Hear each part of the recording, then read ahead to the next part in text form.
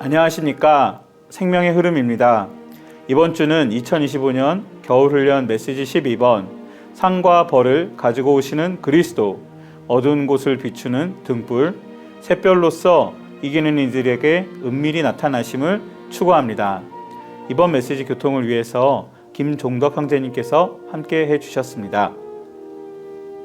선생님 안녕하세요. 네, 안녕하십니까. 아멘. 이번 주 메시지는 이제 세 부분으로 되어 있는데요. 네. 먼저 첫 번째 부분인 상과 벌을 가지고 오시는 그리스도에 대해서 간략하게 교통 부탁드립니다. 아멘. 이번 주 메시지는 세 중점이 있습니다. 이 제목에 세 개의 중점이 있는데요. 세 개의 성경 구절이 바로 세 중점을 말해주고 있습니다. 그래서 첫 번째는 상과 벌을 가지고 오시는 그리스도입니다.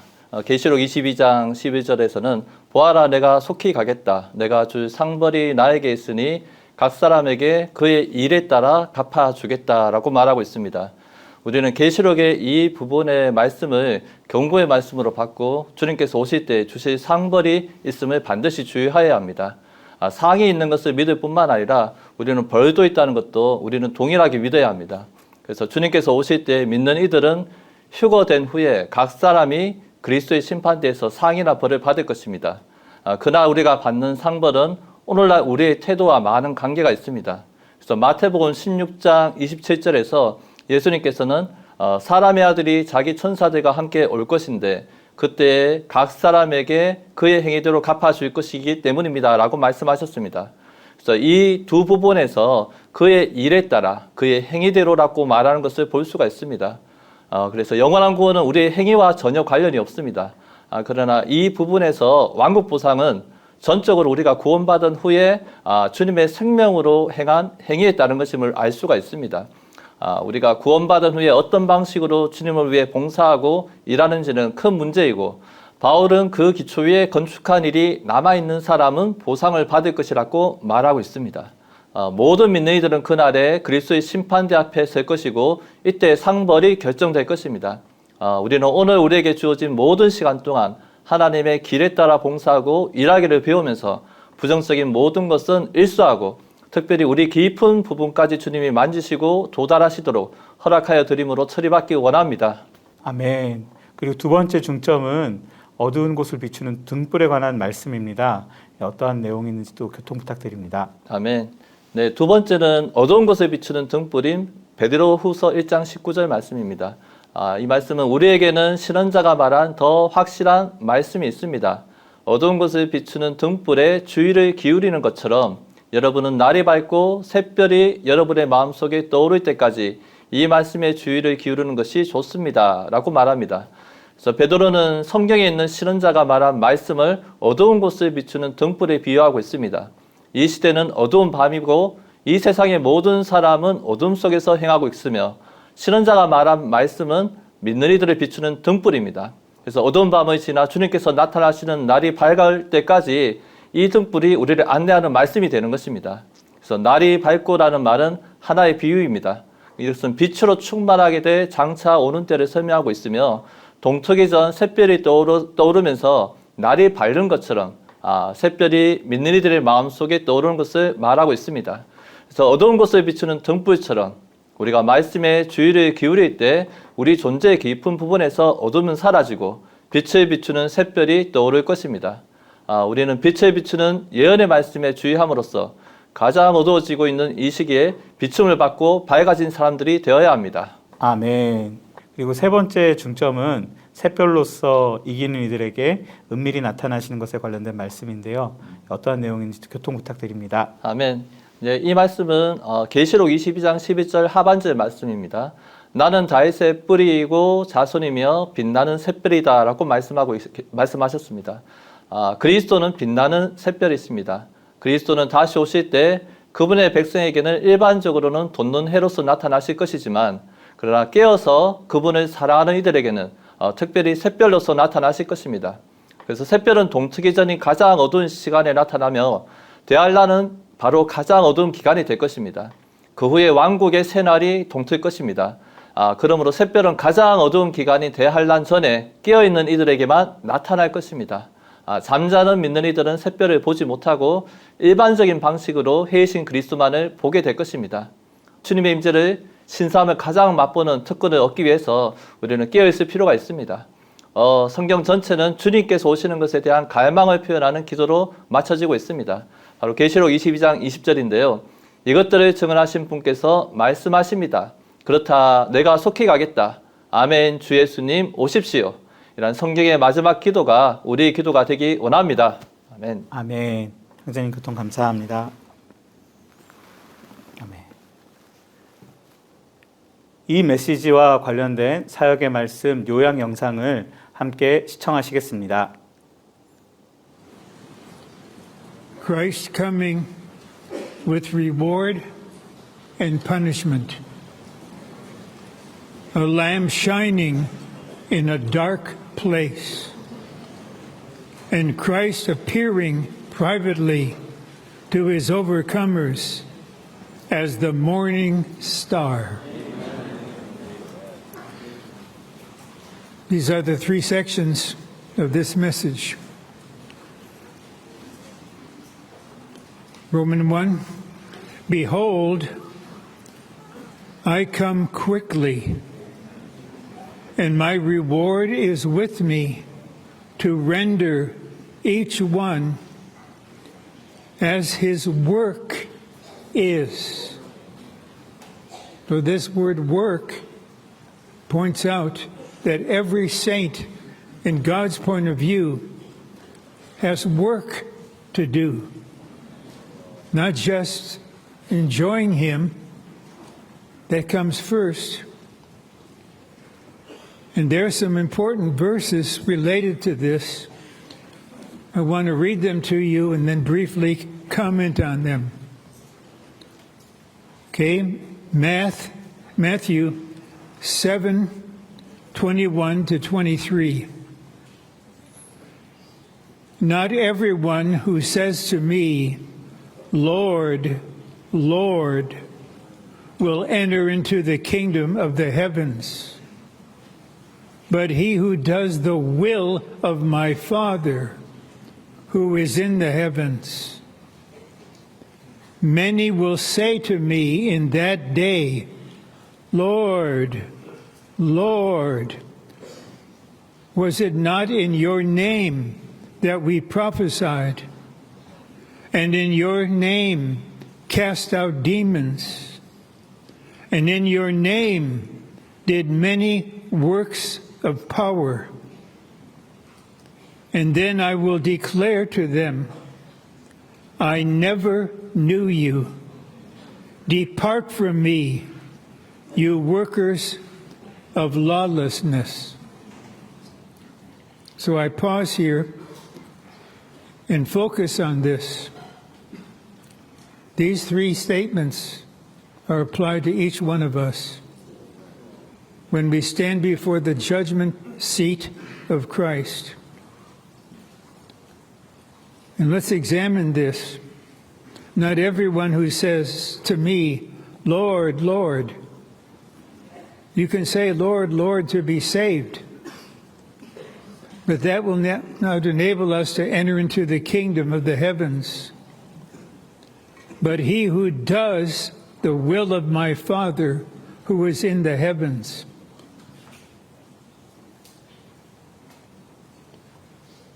This means that we must do the perfect will of God. But those that were standing before him at the judgment seat, and when they said, we did this, we did that, we accomplished this, these will be Christians all over the earth, and there will be a large number, sorry to say, of saints in the Lord's recovery that have not been fully opened for the Lord to touch the depths of their being and to bring them to the third stage of life, that they can reach maturity and function in this important way. So notice they said, many will say to me in that day, Lord, Lord, was it not in your name that we prophesied. And in your name cast out demons. And in your name did we do many things. Did I give messages? Did I not have conferences? Did I not travel around on the earth and accomplish many things? The Lord is not saying, no, you didn't do it. But when we put these verses together about the will of God, then the Lord's saying, I don't know you. Because what they actually did was according to God's permissive will. He allowed it to be done. It was a nice thing, a positive thing. And can very easily come forth in so many of the dear saints without realizing it. And then I will declare to you. He's actually going to say this to saints. And then I will declare to them, I never knew you. I don't know you. He's talking about a particular relationship with them. I don't know you here. Depart from me, which means in the next 1,000 years, you will not be one with me. You will not be a co-king. You did not do the perfect will of God.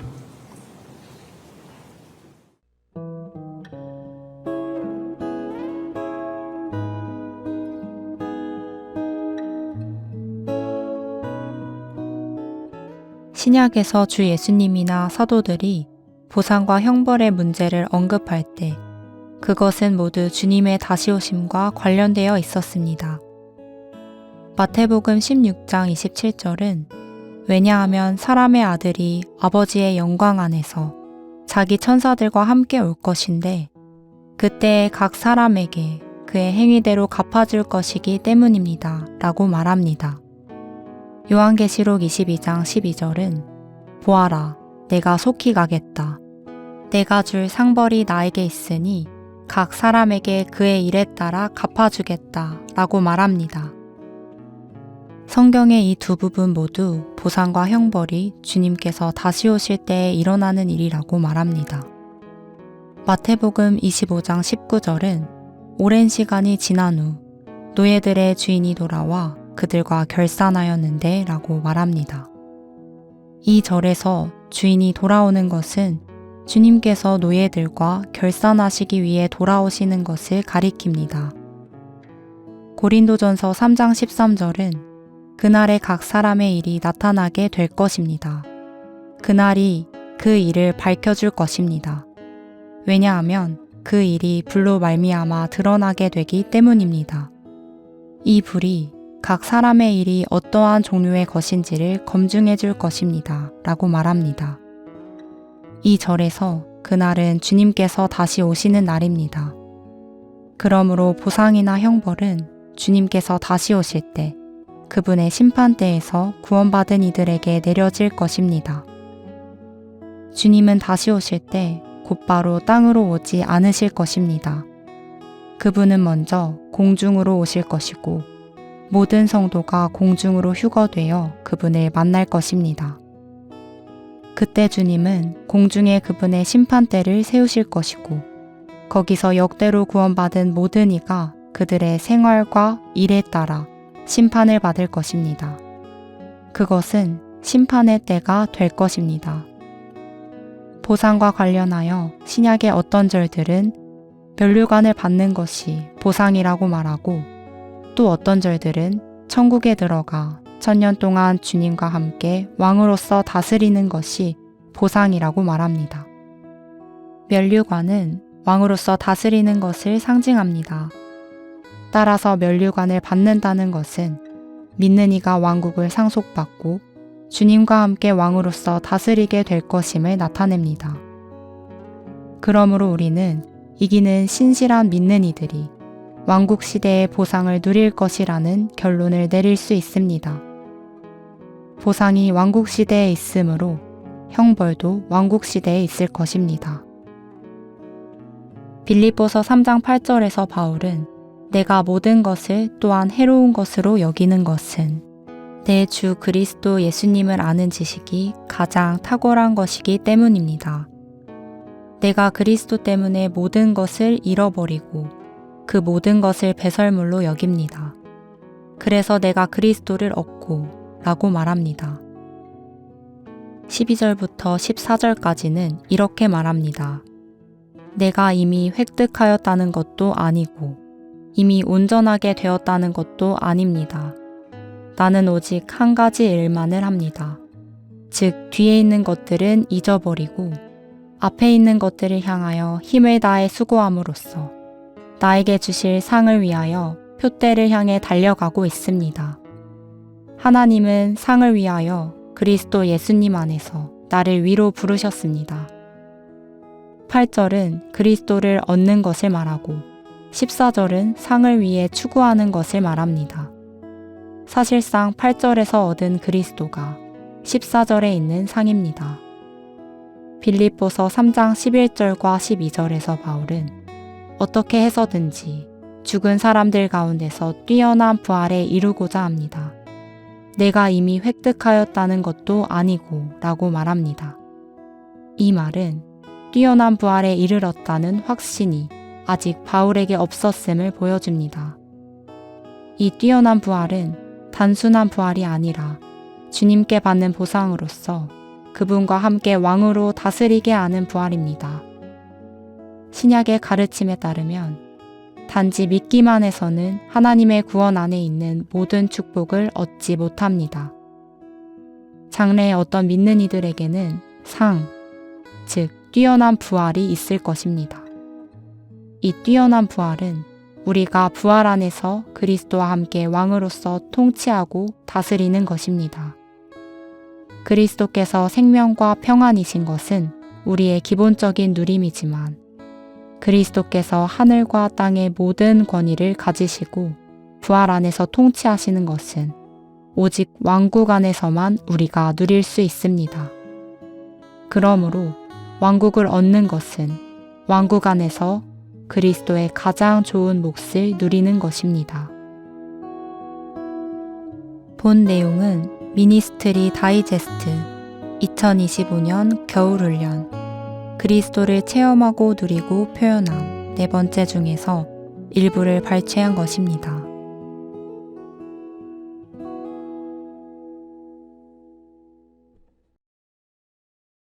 베드로후서 1장 19절은 이렇게 말합니다.